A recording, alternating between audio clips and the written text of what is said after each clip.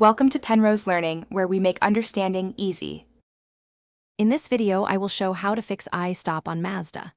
Start by ensuring the battery is fully charged and the terminals are clean, then check brake switch adjustment and inspect the Istop sensor wiring for corrosion or loose connectors.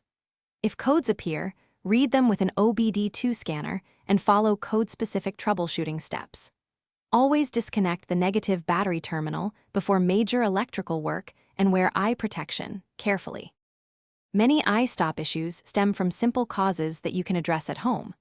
Low battery capacity, dirty terminals, or a weak starter often prevent Istop from activating.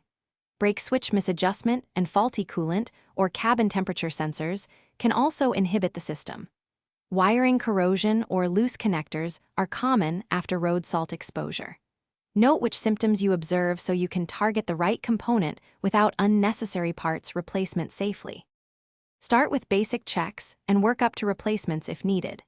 Measure battery voltage with a multimeter and charge, or replace batteries under 12.